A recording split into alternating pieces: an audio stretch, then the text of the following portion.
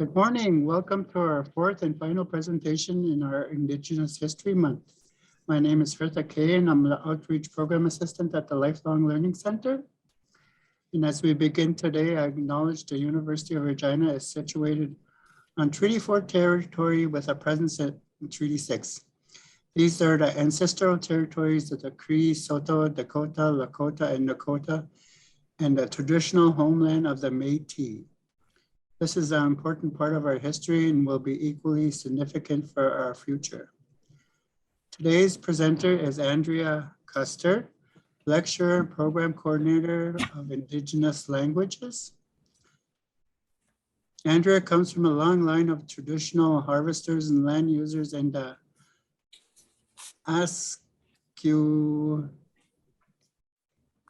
Uwisik Lake. I think I messed that up. And Isquatam Lake areas along the Churchill River in northern Saskatchewan. She is a speaker of the Raw Cree language and a mother of 5 beautiful children. Her husband, Randy, is also a fluent speaker and traditional harvester from South End, Saskatchewan. Her mother is Julian Custer and her late father is Richard Highway. Andrea is the oldest of 3 children and is blessed to be an auntie of many nieces and nephews. Her youngest siblings are Mark Custer and Holly Burgundy Custer. Andrea currently works at the First Nations University of Canada as a Cree language lecturer and program coordinator for the Indigenous Languages and Linguistic Program in Prince Albert, Saskatchewan. For most of her professional life, Andrea is focused on teaching Cree language from elementary school, junior high, high school, and now in the university setting. Andrea volunteers as a president for the Raw Cree Language Council Incorporation, as a secretary for the Foundation of Endangered Languages Canada chapter, and is the co-host of the podcast Cree and Coffee with the Crazy Crees through the Piscowin project at First Nations University. Her presentation is called Indigenous Language Revitalization from Cradle to Grave, which she will tell you more about. And I would like to we'll be monitoring the chat. And if you have any questions, please type them in there. We'll try to get to them as much as possible. Thank you and enjoy the presentation. Andrea, it's all yours. Thank you for that really nice introduction, Hertha, and thank you for inviting me. Can I ask again? It's going to start off by sharing my screen, and Doa, welcome everybody that's here today. Okay, so my presentation is called Indigenous Language Revitalization from Cradle to Grave. I'm just going to play this from the beginning.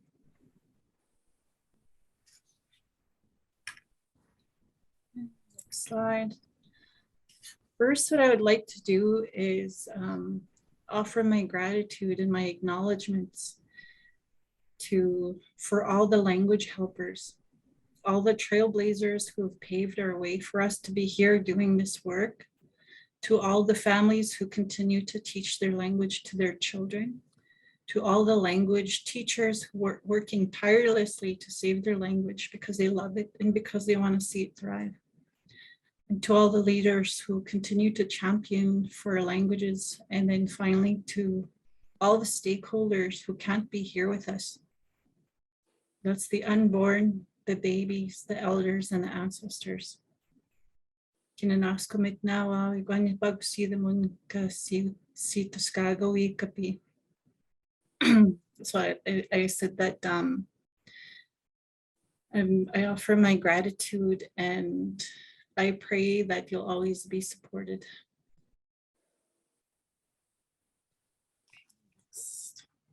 I'm gonna move this thing around. Whoops. This thing keeps getting in my way here. Okay.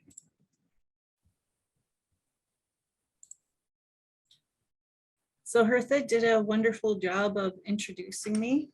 So I'll say it in Cree. Danse migos ni squio nitsiligasun ganiduin egua Andrea Custerich Clark agdasium nitsiligasun I am a Siniskawi Squeal, a Rock Cree woman from the Peter Ballantine Cree Nation, more specifically from the Narrows of Fear, also known in English as Pelican Narrows. I have roots in Mahtawi CP, which means the wondrous river. In English, it's known as the Churchill River. So Mahtawi is a spiritually powerful place for us Rock Cree people. And Atigo CP, which is the Reindeer River, and the Sturgeon Ware River, Namu CP.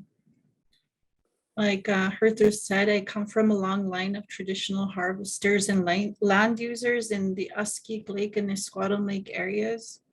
I speak the Rock Cree language, which is the TH dialect. I have 5 children. 3 of them are grown and 2 I'm still raising. And my parents are Julianne Custer and Millie. Dad is Richard Highway. So I have education background, have a BA in Indigenous Studies, a Bachelor of Education, secondary level, and then a Master's in Education in Indigenous land-based education. I've been teaching since 2014 when I graduated from the U of A. I started teaching in Musqueam, Alberta, which used to be known as Hobbema. Right now, I'm a Cree language lecturer and I'm the program coordinator for our Indigenous Languages program. And the president, this is a nonprofit organization that we just started, a group of us from Peter Ballantine Cree Nation. I think there's about 9 of us in this group. And we're all from PBCN, and it includes people like Simon Bird, Bill Cook. Those 2 are the most well-known. There's a principal from Deschambault Lake, a Cree language teacher from Pelican Narrows, just to name a couple of people who are part of this group. And I didn't put here that I'm a secretary for the FEL Canada chapter, and I forgot to add that I'm the co-host for Cree and Coffee with the Crazy Crees. So that's who I am in a nutshell. So I'll start the presentation. Why are Indigenous languages important? Well, for one thing, they're very ancient. They're priceless. They're precious to who we are as Indigenous people. They inform our beliefs. It contains all the wisdom, from a long time ago from Gayas that's been passed down from generation to generation until, it isn't anymore. And we all know why. I think most of us know why, because of, the concerted efforts to get rid of our languages. It's important to note that there isn't anywhere else for us to go to learn our languages. We have what we have here. We have our communities and we have ourselves. So once they're gone, they're wiped from the planet. There is one thing though that I should note, that if there's a lot of documentation done on a language, we say it's going to sleep, because if it's documented well enough, somebody in the future can go and relearn that language. So I would say it's sleeping.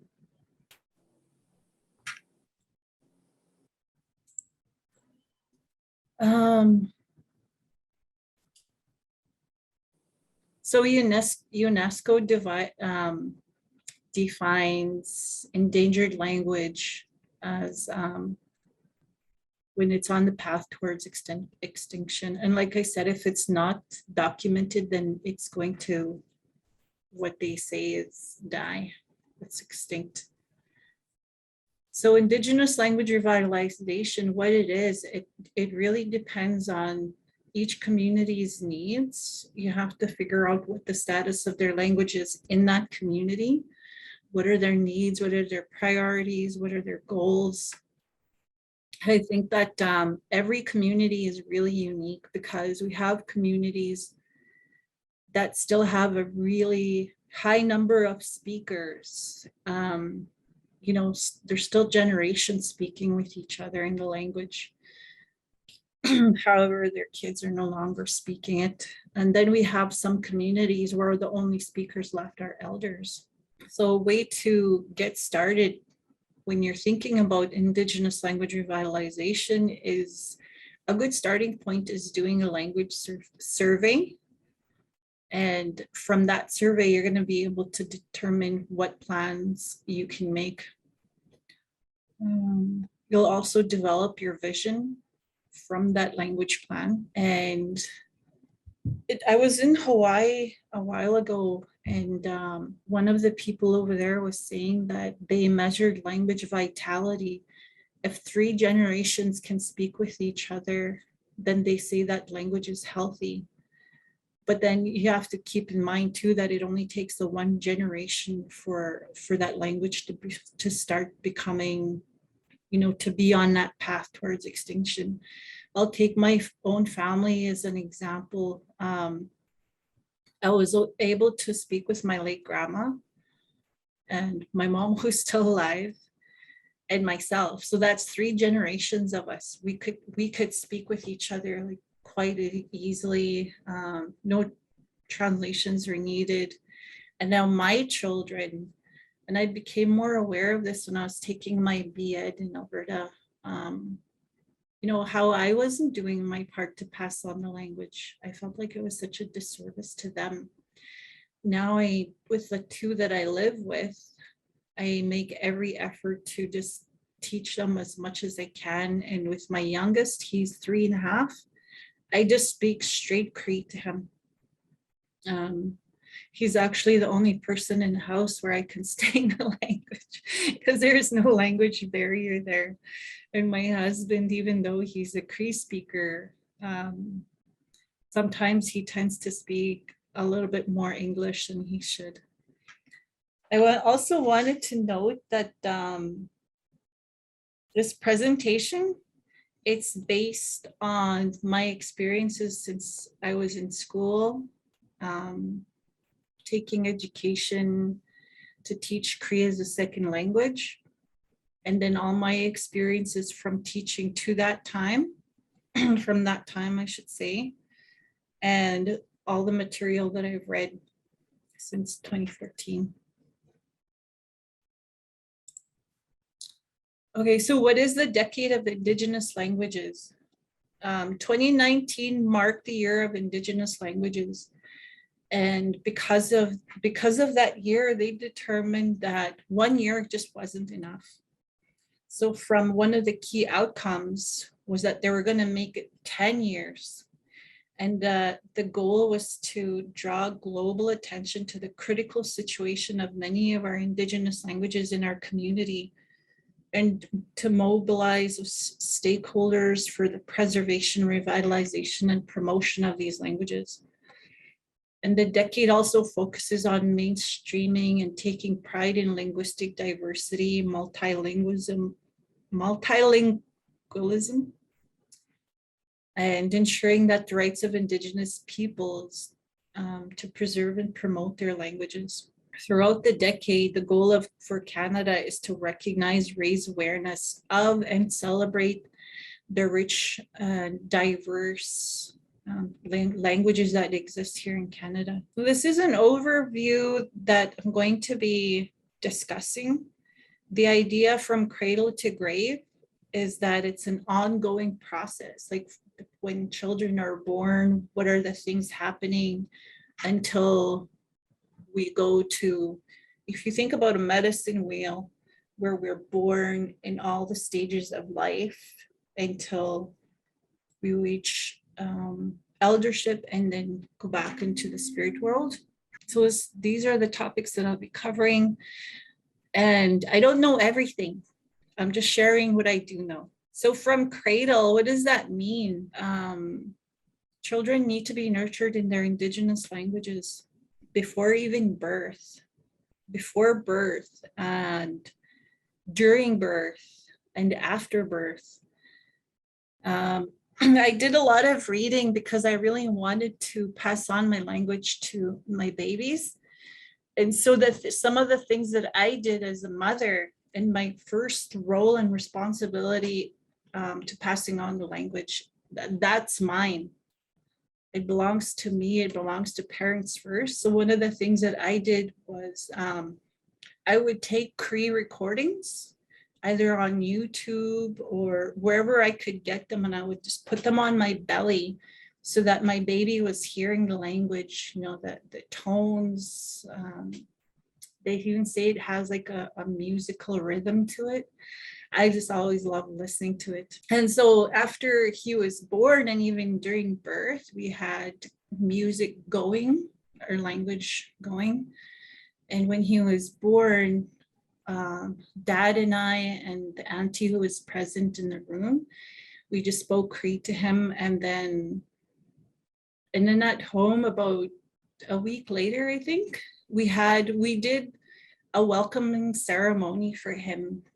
And I did this not because I know how, I just tried to do the best I could to welcome him into our family. And so everybody that attended our welcoming ceremony, we all sat in a big circle and we spoke to him in the language. We said prayers for him and the things we hoped for him as he grew up. And the family is a really big part in making sure that language is passed on, especially where there's fluent speakers.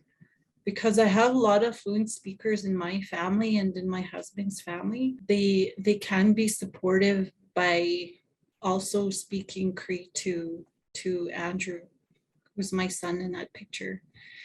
And childcare, I took some time off to stay home with him for the first 8 months of his life. But when I came back to work, you know, so I had to rely a lot on childcare and daycare. And for the first 6 months, I actually hired a private babysitter who was a fluent speaker, so that speaker could continue speaking to him in just Cree and encourage that. But after that, he was in a daycare setting. So now his Cree, his language nurturing it's diminished because now he's in an English language setting. And when we think about the communities out there, we think about the parents, we think about the families, we think about childcare. I don't think there's a lot of daycares out there that offer those like language nests. The families and the parents themselves, a lot of them don't speak the language anymore, or they're second language learners. So they also need a lot of support. In education, and again, I'm saying this from my experience, when I started teaching in Musqueam, I had the opportunity to work with a lot of Cree teachers over there, because we would have like little gatherings, so we weren't working in silos. And there was a lot of good support from there, a lot of mentorship. So teachers, language teachers, they need second language acquisition training in theories and in practice. And that includes, you know, things like ASLA and TPR. Well, there's lots of second language acquisition practices. So they need a lot of that. Another thing is that they need to be paid fairly. I think that sometimes people think they could just take a fluent speaker and put that person into a classroom and say, teach. Well, you can't just do that. They need to be trained, and they also need to be paid fairly. I always argue that an Indigenous language teacher, the Indigenous language of your community or your school, that's the most important subject, and it needs to be given higher status. Space, this is another thing that there needs to be more awareness. Sometimes language teachers are expected to put their materials into a cart and go from classroom to classroom. I don't think that's very effective, and it's not conducive to the language learning for all the students that learn from this teacher. They need their space for to hang up all their materials because they need to develop a really strong routine. It made me really sad when I was listening to this one elder in Musqueam, and she was a language teacher. When she first started years before I had gotten there, she was given a broom closet. It's like, I always think about that. And, like, how can you be treating language teachers like that? And I feel like they're also the most criticized for not producing fluent speakers. Either I've heard it from one person, or I've heard it being, gossiped about somewhere else. I think that's so unfair. They need to be honored because, like I said, it's one of the most honorable professions there is. They are responsible for passing on this really ancient and beautiful language. And despite the challenges, they continue to do so. And that's all I can say for teachers and training, what they need, what they should be getting. Oh, the other thing is don't expend your language teachers from all the way from kindergarten to grade 12, because they would burn out easily. They will burn out easily. And plus, it's not very effective for the students in the classroom. There's 3 types of programming. I would say even 4 now with land-based programming. So there's core programming where the language is offered as a subject. There's bilingual programming, which is the next best thing. Then the most effective programming there is immersion programming. And this has been known to produce fluent speakers. And then there's land-based programming. I know, like, land-based programming is really big in our communities right now. How many of them are including language in their programming though? And it should have an Indigenous language component to their program. Administration can support language teachers by understanding best practices of Indigenous language revitalization. I'm just gonna say ILR. And how your school, if there's any administrators here, how can your school implement any one of these programs? How can you best do that? And you can support your language teachers by getting them the best possible training there is, and send them to conferences. Don't let them be isolated. And the last thing about this one is that language teachers need an updated curriculum. The last one was created in 1994, and I was just making a note of that. The people who created the curriculum, the Aboriginal languages curriculum, was in 1994, and there's a lot of wonderful people, amazing people that did this work. However, there's been a lot of development since 1994, so Saskatchewan is in desperate need of an updated one. Leadership and community. What leadership can do, and I'm thinking council members, I'm thinking chiefs, I'm thinking directors, whatever your position is as a leader in your community, you can help create a Languages Act which makes the Indigenous language a language of that community. You want to help normalize it. Where whatever your role is, you can use your Indigenous language to promote your language, but also to role model that language is really important to you. And leaders should know that language is the building block of nationhood, and it's the one thing that ties us all together, and holds us together. Wherever you are, whatever your role as leader, ask yourself how you can support ILR.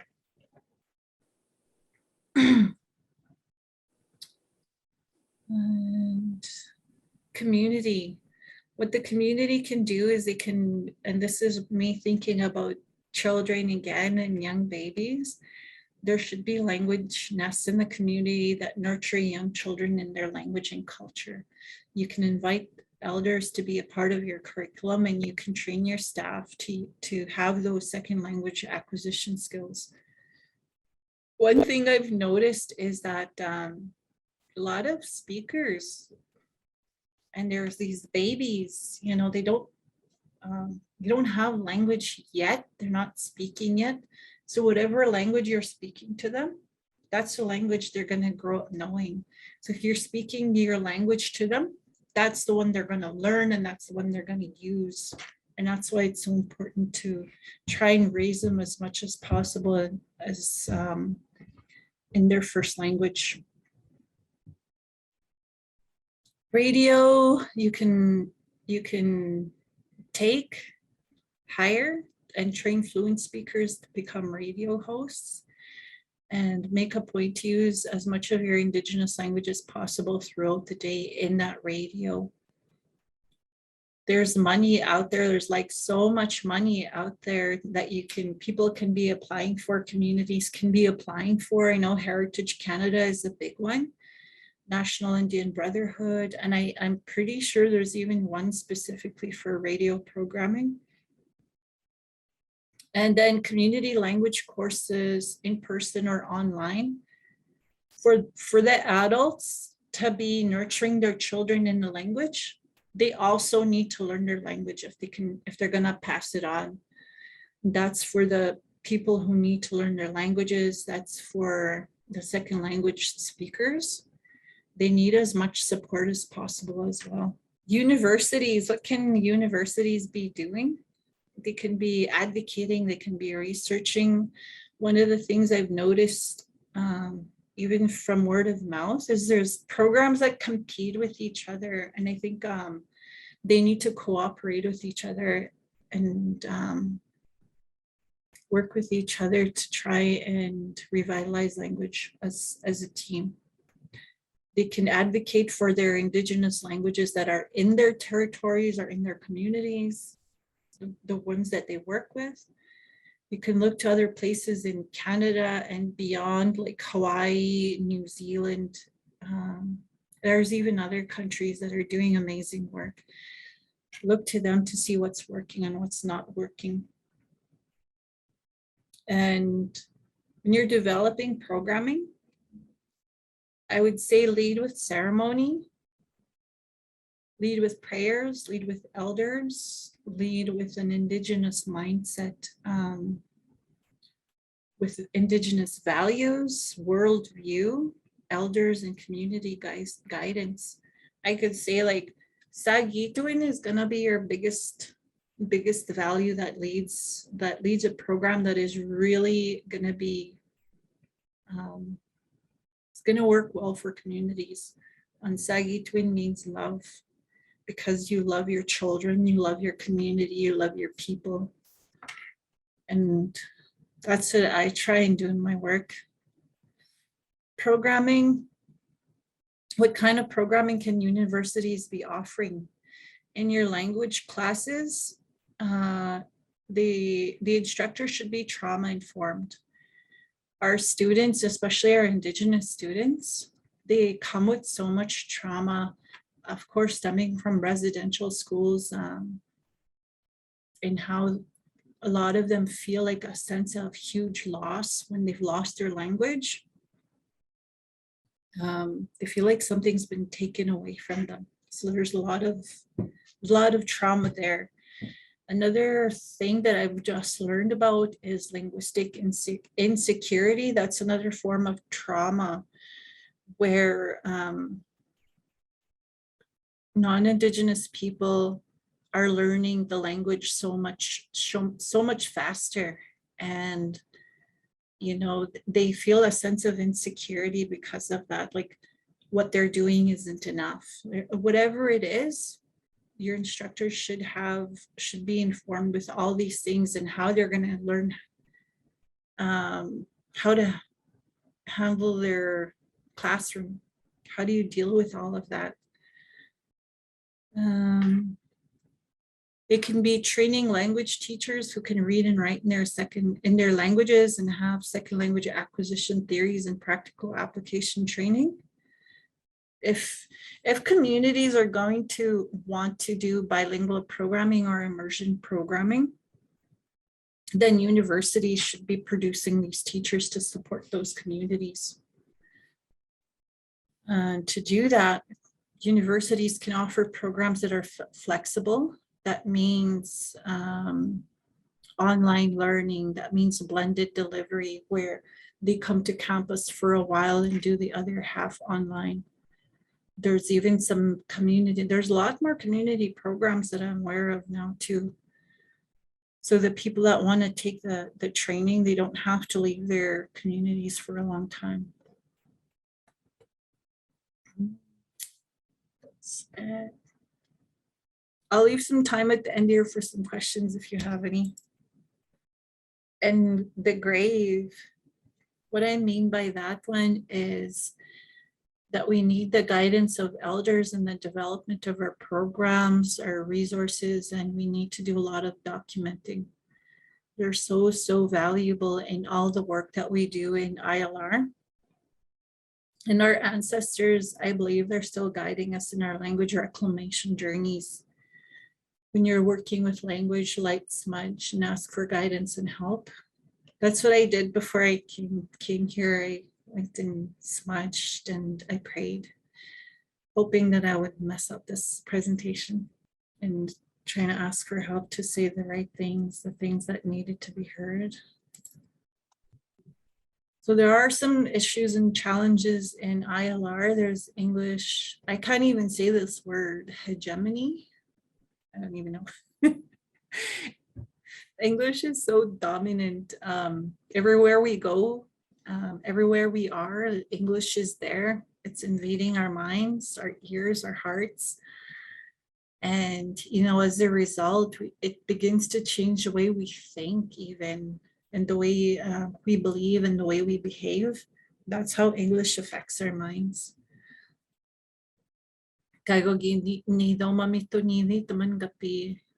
Because it actually changes your behavior somehow. And fluent speakers need to make a conscious decision to stay in the language and break the habit of always trying to speak English. And I've run into this a lot, even in my own family. I have to remind them, like, use Cree, use Cree.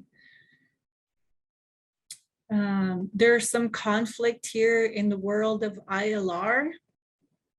One of them is standardizing an Indigenous language, especially where there's one dialect of a language. I don't know, I could only speak for Cree because there's 5 dialects of Cree. Personally, I've been teaching the Y dialect since 2014. I would say I've really learned how to speak it. I still don't sound like a Y dialect speaker, but I can speak it and I can read and write in it. And my literacy skills have actually transferred over to my TH dialect skills.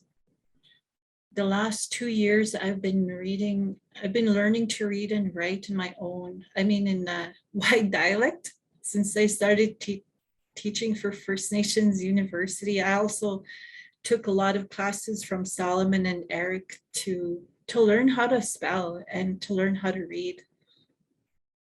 And I can do both now in Y and TH dialect. I don't know about that argument. I think if you master one, you can master another. And I really don't believe it's a tool of colonization. It's a tool for learners to use to learn how to read and write, but also to speak because they offer clues on how it should sound.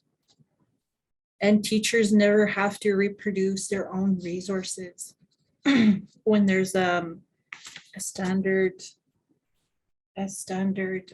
writing system. I think that's it for that one. Language trauma, I've touched a little bit about that already. Language bullying happens too within speakers, and we have to be really, really gentle with are people who are learning our languages, you know, very sensitive. It's a very sensitive thing for them. Be gentle and be kind, be supportive and be encouraging. Don't laugh at them and don't criticize them. And when I'm assessing, I would say it's one of the most difficult things for me to do, because I'm trying to help them grow, but I also don't want to be discouraging them. There's lack of opportunities because there's so many demands on us living here in this contemporary society. We're in school, our kids are in school, we're working, you know, all week. We have a little bit of downtime. So this keeps us away from being able to spend time focusing on passing on our languages to our children. And even when they go to school, they're learning English because it's what's used in our education systems. I argue that it continues to force itself upon us in our daily lives. And I'm not saying English is all bad, it's a good tool, but our languages also need to be valued. I say lack of opportunities too, because I'll use myself as an example. I try and take my daily routine with my children into my mind, but my 11-year-old, she's in school. My 3-year-old is in daycare. Both places, English is used. I come to work all week. So we don't get a lot of time for bonding and feeling like we belong to our community, which is Pelican Arrows, where we can be surrounded and nurtured by our families. Even at camp, like for the summer is such a short amount of time. So there's a lack of opportunities there. Where we can practice Wagutuin, not just with our family, our extended family, but with the land, with the animals, and with the plants. And I'm almost done. Kitidi Tamuin. And Kitidi Tamuin means responsibility and to look after something. I say that we are all keepers of an Indigenous language because we all have a role and responsibility in ILR. And here's my contact information. Here's the book that Belinda Daniels and I wrote together. And it's going to be released in October 2022. And then here's some of the resources that I used. Are there any questions? I do have one in the chat there from Lynn. How many Indigenous languages are there in Canada? Are they related? I don't know about all the languages in Canada. I know there's a lot. I know in Saskatchewan, we have the Lakota, the Dakota, the Nakota. So those three are a language family. There's the Athabascan, and they have different dialects. That's the Dene language family. And then the Algonquian language family, which is the Cree and the Soto, like we're related. And then we have 3 Cree dialects here in Saskatchewan. We have the Y, the TH, and the N dialect. I have a question here. Do you expect to remain in your community and country, or would you plan to travel abroad? I actually have hope someday that I'll go home to my community of Pelican Arrows. For now though, I'm here in Prince Albert serving First Nations University of Canada and the communities that we work with. And I'll be starting my PhD studies next summer through the University of Victoria. So I do hope to go visit those countries that are doing amazing work, like Hawaii and the Maori. From Jackie, thank you so much for all the work you're doing for language revitalization. I look forward to buying your books to use with my family. Awesome. Thank you, Jackie. Oh yeah, in that book, I talk, it's a decolonizing journey for myself and how I use my own role as a mother to reclaim my mothering role using language. And I've listed exercises that I've done with my family, or you could do with your family, from Belinda's, how do you say that word? Her contribution, the exercises that she uses too. That's what my husband does every day with the little grandkids. He teaches them a word in Cree. Awesome. Yeah. So hopefully when they get old, they know how they're speaking their language and keeping it up. Mm-hmm. Okay, from Marian B. Taniki, keep up the wonderful, important work. Lauren Hunter, thank you so much. The presentation was awesome. Is there anywhere for a non-Indigenous individual to sign up to learn Indigenous languages, either in the evening or on a casual basis? Over the years, I've learned words and phrases from different Indigenous friends in Cree and Dakota, but I do not have anywhere that I can speak it. So lose what I learned fairly quickly. I listen to Cree words on the internet and share with my family, nieces and nephews, teach their children a word a day or a week, depending on age.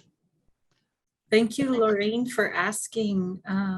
For non-Indigenous people, learning a language is a powerful form of reconciliation.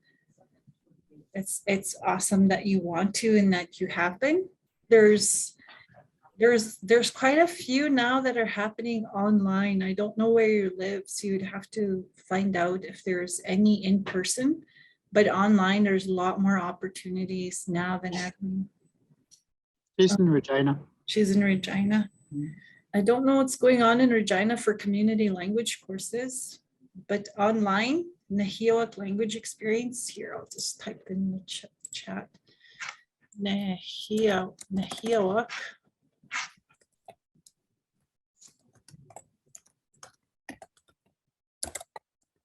So Nahiawak language experience it's online, and they offer programs for different types of people. Like they'll offer a mixed group. They'll offer Indigenous only spaces for beginners, and then a mixed group where there's beginners and intermediate. I would suggest that you Google them. She says, thank you. I will definitely look into it. Miasin. Any more questions, comments? If you want to ask it yourself, please unmute yourself. Do you have any on your end? No, I don't have any. Yeah, me too. I will give it a few more minutes. That's very interesting. Where can we get your book from? University of Regina Press is publishing it, so it'll be available in October. Okay. Mm-hmm. There's probably a lot of stuff too that I haven't touched on or I've forgotten to add. Okay, from Marjorie, very interesting. Thank you, Andrea. I hope the book does well, and I'll be checking into it online. I will check into the online learning. Lucille, I really appreciate the thoughts around being gentle in so many everyday aspects of life, from baby to teaching. Mm-hmm. Very interesting presentation. Thanks. I would appreciate your posting your contact information again. Okay. Yeah, second. Right here. It's A. Custer at firstnationsuniversity.ca. Thank you, Gwendolyn. Kinanaskumitan. Thank you, June. Thank you, Sandra. Thank you, Lucille, Kinanaskumitnao, and Marjorie, and Laureen, and Jackie. I work with Jaxie Nixon. She's the best. Thank you for posting that. I'm gonna stop sharing that.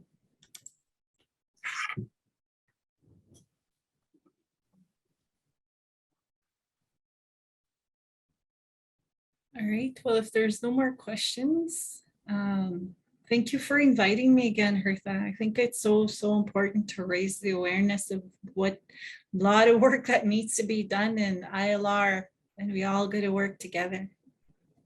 Yes, thank you so much. Mhm. I'm so glad my other presenter pulled out and I found you. Thank you. And you have a great weekend and we'll talk to you soon. Uh-huh. Okay. Mr. Thank you everyone for coming. Enjoy the weekend and we'll see you later. Have a great weekend.